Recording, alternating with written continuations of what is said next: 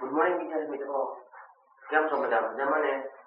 Power of maths YouTube ચેનલમાં આપનું હાર્દિક સ્વાગત છે. મિત્રો, આજે આપણે ધોરણ 8 ની અંદર વિષય ગણિત પ્રકરણ છે રાશિઓની તુલના. એમાં આપણે પહોંચ્યા છીએ સ્વાધ્યાય 7.2 અને 7.2 માં પહેલો દાખલો અને બીજો દાખલો.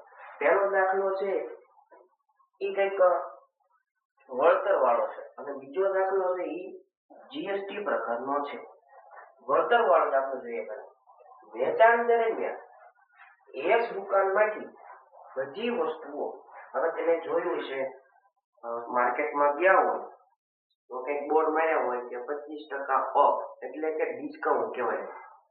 પછી મોલમાં પણ આવું પ્રકારનું જોવા મળે, અથવા કોઈ એપ્લિકેશન વાપરતા હોય, એમેઝોન છે, ફ્લિપકાર્ટ છે, તો એમાં તમને ડિસ્કાઉન્ટ જોવા મળતું હોય, એટલે કે તમને છૂટ આપે. બરોબર, હકીકતમાં કંપનીને કોઈ જાતની ખોટ થતી નથી, પણ વેચાણ વધે એટલા માટે ડિસ્કાઉન્ટ ગોઠવ્યું હોય. છાપેલી કિંમત પર 10% વળતર મળતું હતું. એટલે કે છાપેલી કિંમત એટલે કે જે પ્રિન્ટ લખી હતી એમાંથી 10% વળતર મળતું. એટલે કે વળતર એટલે જે તમારે દેવાના છે એમાંથી તમારે થોડાક રૂપિયા ઓછા દેવાના. માની લો કે વસ્તુ 1000 રૂપિયાની હતી, એના 10% કરો એટલે 100 રૂપિયા થાય. 1000 રૂપિયા હતી એના 10% કરો એટલે કેટલા થાય? 100 રૂપિયા થાય. તમે દેશો કેટલા રૂપિયા? 1000 રૂપિયા નહીં દો. કેમ? કારણ કે 10% વળતર છે, તો તમે દેશો કેટલા? 900 રૂપિયા. એટલે 1000 માં તમે કેટલા બાદ કર્યા? 100 રૂપિયા. 100 રૂપિયા શું છે? આપણું વળતર. પણ આપણે દેવાના છે 900 રૂપિયા. આ તો કેવો પ્રકારનું છે? એક ગ્રાહકને એક જોડી જીન્સ, હવે જીન્સ લેવું હોય તો 1450 રૂપિયા દેવા પડે, અને બે શર્ટ, એક જોડી જીન્સ એટલે કે પેન્ટ છે એનો ભાવ છે 1450, અને બે શર્ટ છે એમાં દરેકના એટલે શું? બે શર્ટ લેવાના છે, દરેકના એટલે એક શર્ટ છે એનો ભાવ કેટલો? 850. બીજો શર્ટ છે એનો ભાવ કેટલો? 850. એટલે દરેક ના, પહેલાના 850, બીજાના 850. છાપેલી કિંમત પર કેટલા રૂપિયા આપવા પડશે? હવે કોઈ ગ્રાહક છે દુકાને વસ્તુ લેવા ગયો તો એને કંઈક બિલ કંઈક આવો પ્રકારનું બનતું છે, તો આપણે કુલ રૂપિયા મેળવી લઈએ. કુલ રૂપિયા બરાબર, એને શું લીધું? પેલા જીન્સ કેટલા રૂપિયાનું? 1450 રૂપિયાનું લીધું.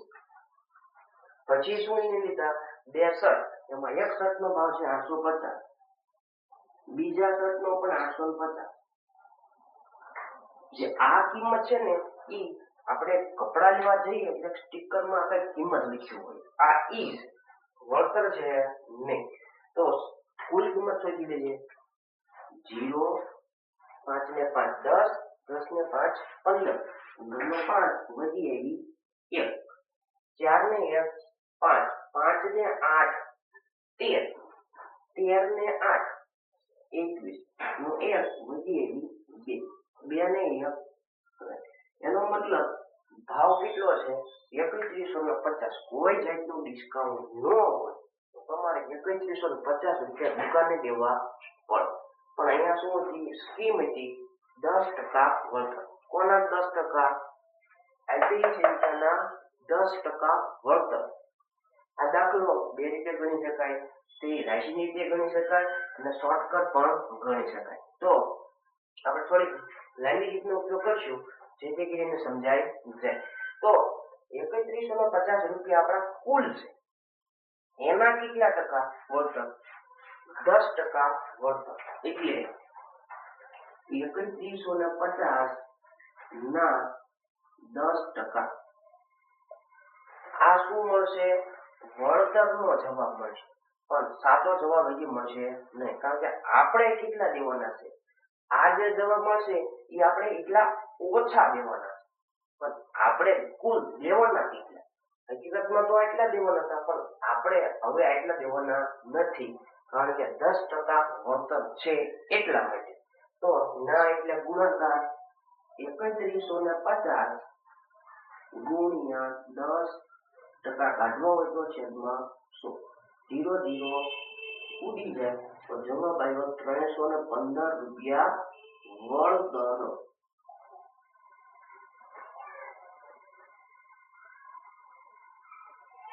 આ જવાબ શું શેનો આવ્યો? વળતરનો આવ્યો. એનો મતલબ તમામ જે બિલ છે એમાંથી તેને કેટલા રૂપિયા ઓછા દેવાના છો? 315 રૂપિયા ઓછા દેવાના છો. તો તેને દેશો કેટલા? તો 2 ની કરવી પડે બાદબાકી. આનું સૂત્ર પણ છે વળતર બરાબર છાપેલી કિંમત માઇનસ વેચાણ કિંમત. હવે વળતર કેટલું છે આપણી પાસે? 315 બરાબર છાપેલી કિંમત. તો છાપેલી કિંમત આપણે શું જોઈએ? છાપેલી કિંમત પર કેટલા રૂપિયા આપવા પડશે? એટલે છાપેલી કિંમત આપણી પાસે છે કેટલી? 3150 માઇનસ વેચાણ કિંમત. હવે વેચાણ કિંમત છે એને આપણે બરાબરની આ બાજુ લઈએ અને જે 315 છે એને બરાબરની બીજી બાજુ લઈ જઈએ. બરોબર? તો વેચાણ કિંમત ને આ બાજુ વધ્યો તો માઇનસ માંથી કેવા થઈ જાય? પ્લસ.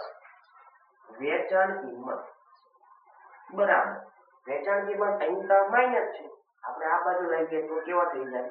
પ્લસ. આવી ગયા 315 કેવા છે? પ્લસ. એને જમણી બાજુ લઈ જઈએ તો માઇનસ 3150 માઇનસ 315. હવે બંનેની બાદબાકી કરી દઈએ. 3150 માઇનસ 315. 0 માંથી 5 ન જાય 10 કો બાજુમાંથી જાય તો 4, 10 માંથી 5 જાય તો 5, 4 માંથી 1 જાય તો 3. હવે ડાયરેક્ટ 31 માંથી 3 બાદ કરીએ. 31 માંથી 3 બાદ કરી દઈએ એટલે 28. તો જવાબ આવ્યો 2835 રૂપિયા.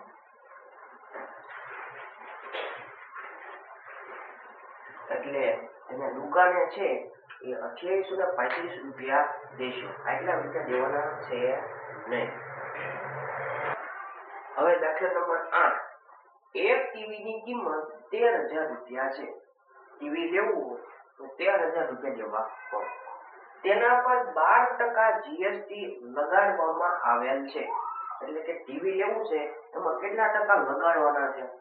12% લગાડવાના છે. તો ટીવી ખરીદવું હોય તો કેટલા રૂપિયા ચૂકવવા પડશે?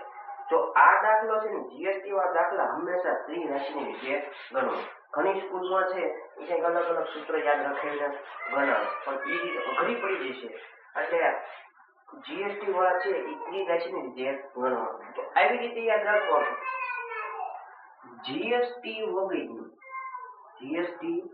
વગેરેનું અને આ બાજુ મૂકવાનું જીએસટી વાળું. આ બાજુ જીએસટી વગરનું અને આ બાજુ જીએસટી વાળું. એમાં જીએસટી વગરની કિંમત છે હંમેશા નાની હોય. જીએસટી વગરની કિંમત છે હંમેશા કેવું હોય? નાની. અને જીએસટી વાળી છે એ કિંમત હંમેશા મોટી હોય. બરોબર?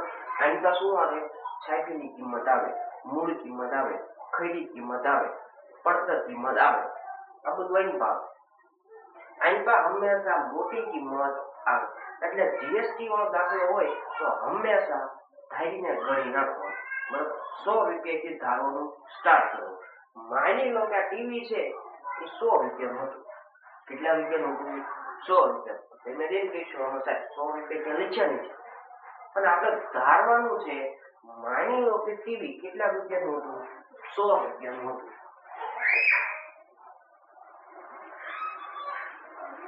બરોબર? ટીવી જીએસટી વગર એટલે કે કેટલા રૂપિયાનું હતું? 100 રૂપિયાનું. હવે આમાં શું આવે? જીએસટી વાળું. તો કેટલા ટકા લગાડવાના છે? 12% લગાડવાના છે. 100 રૂપિયાની વસ્તુ હોય એમાંથી 12 રૂપિયા વધારે સરકાર લઈ લે.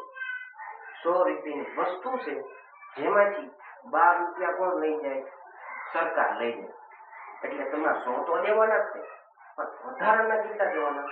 12 રૂપિયા દેવાના. કેમ 12 રૂપિયા? કારણ કે અહીંયા કેટલા પૂછ્યા છે? 12.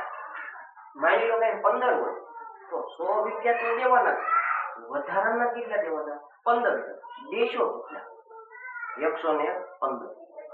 100 રૂપિયાની વસ્તુ હોય તો જાય કેટલામાં? 115 માં જાય. 100 રૂપિયાની વસ્તુ હોય અને એમ કીધું હોય 20%, એટલે 100 તો દેવાના છે, વધારાના કેટલા દેવાના? 20. દેશો કેટલા? 120. એટલે 100 રૂપિયાની વસ્તુ છે એના કેટલા ટકા લાગવાના છે? 12%. તો 100 ના 12% કરો એટલે 12 રૂપિયા થાય.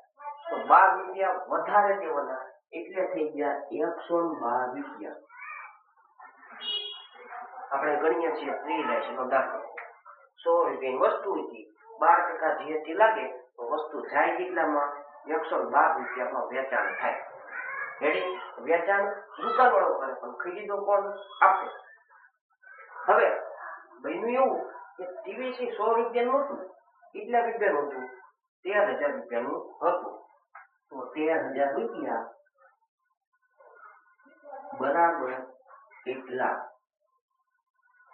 ક્રોસ ગુણાકાર 13,000 ગુણ્યા 112 એના છેદમાં 100. 2 2 0 ઉડી જાય તો વધ્યું છે 130 ગુણ્યા 112. હવે 112 અને 13 નો આપણે ગુણાકાર કરી લઈએ. 112 ગુણ્યા 13 0. 2 એકા 2, 1 એકા 1, 1 એકા 1, 3 દુ 6, 3 એકા 3, 3 એકા 3, 6 5 4 1, 1456. પણ હજી 0 બાકી છે, પાછળ બિલ બાકી ગયું તો 14,056 રૂપિયા થાય. 14,560 રૂપિયા. એટલે કે તમારા ઘરે જે ટીવી આવવાનું છે એ 14,560 રૂપિયામાં ઘરે આવશે. મિત્રો, ચેનલને લાઈક, સબસ્ક્રાઇબ અને શેર કરવાનું ભૂલતા નહીં. અને તમારા મિત્રને પણ આ વિડીયો શેર કરજો. મિત્રો, તમે વિડીયો તો જોવો છો, વાત સાચી છે, પણ એકાદ મિનિટમાં તમે જોવો છો પછી તમે વિડીયો બંધ કરી દો છો તો તમને સમજાય છે નહીં. એટલે વિનંતી છે કે વિડીયો આખો જોઈ લેવો, જેથી કરીને તમે હોશિયાર થઈ જાઓ.